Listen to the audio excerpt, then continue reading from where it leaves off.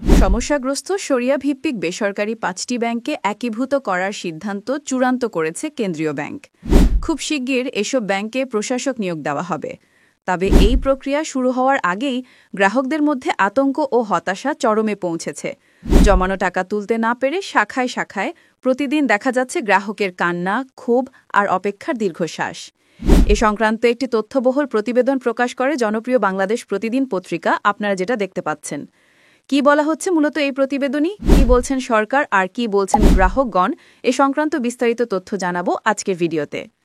প্রিয় ভিউয়ার্স, আসসালামু আলাইকুম। আজকের নতুন ভিডিওতে আপনাকে স্বাগত জানাচ্ছি।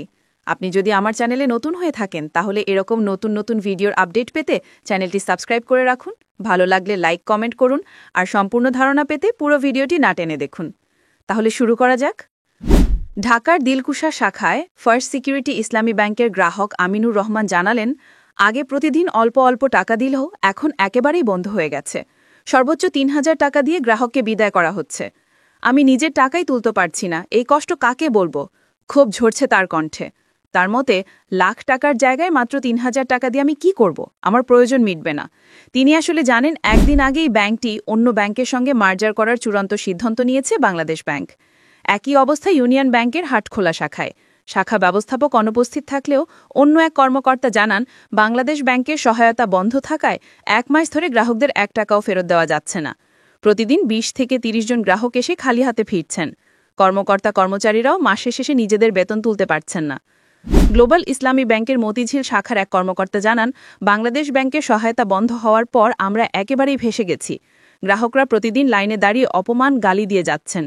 কথা বলতে বলতে তিনি আবেগাপ্লুত হয়ে পড়েন।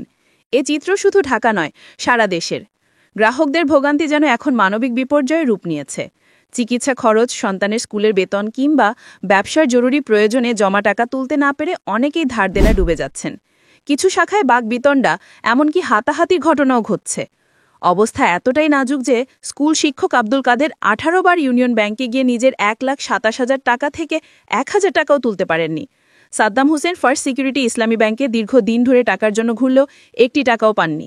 অর্থনীতিবিদরা বলছেন, আওয়ামী লীগ সরকারের সময় ব্যাপক লুটপাট, অনিয়ম ও দুর্বল ব্যবস্থাপনার খেসারত এখন দিচ্ছেন সাধারণ গ্রাহকরা। কেন্দ্রীয় ব্যাংক এরই মধ্যে ১৪টি পর্ষদ বিলুপ্ত করে প্রায় ৫২,০০০ কোটি টাকা নতুন ছাপিয়ে তারল্য সহায়তা দিয়েছিল। কিন্তু তা দিয়ে সংকট কাটেনি, বরং বড় অঙ্কের আমানতকারীরা এখনও ১ টাকাও ফেরত পাচ্ছেন না। বাংলাদেশ ব্যাংকের তথ্যানুসারে মার্চ হতে যাওয়া ৫ ব্যাংকের মোট আমানত ১,৪৭,৩৬৮ কোটি এবং ঋণ ১,৯০,৪৮৪ কোটি টাকা। এর মধ্যে খেলাপি ঋণ ১,৪৬,৯১৮ কোটি টাকা, যা মোট বিতরণ করা ঋণের ৭৭%। মূলধনে ঘাটতি দাঁড়িয়েছে ৪৫,২০৩ কোটি টাকা। গ্রাহক সংখ্যা ৯ লাখ এবং কর্মচারী রয়েছেন ১৫,০০০-এর বেশি। অর্থ উপদেষ্টা ড. সালেহুদ্দিন আহমেদ মন্তব্য করেছেন, ব্যাংক খাতের ৮০% অর্থ লুট হয়ে গেছে। এ খাত পুনর্গঠনের প্রয়োজন $৩৫ বিলিয়ন। নিয়ন্ত্রক সংস্থা বলছে, ধাপে ধাপে সমস্যার সমাধান করা হচ্ছে। তবে বিশ্লেষকরা মতে, দুর্নীতি, রাজনৈতিক হস্তক্ষেপ এবং মার্জার প্রক্রিয়ার দীর্ঘসূত্রতার কারণে গ্রাহকের আস্থা ফেরাতে সময় লাগবে। বাংলাদেশ ব্যাংকের নির্বাহী পরিচালক ও মুখপাত্র আরিফ হোসেন খান বলেন, আতঙ্কিত হওয়ার কিছু নেই, কারণ গ্রাহকদের টাকার সর্বোচ্চ সুরক্ষা দিতেই কাজ করছে কেন্দ্রীয় ব্যাংক। মার্জার প্রক্রিয়ার মাধ্যমে কোনো ব্যাংকই কিন্তু বন্ধ হচ্ছে না।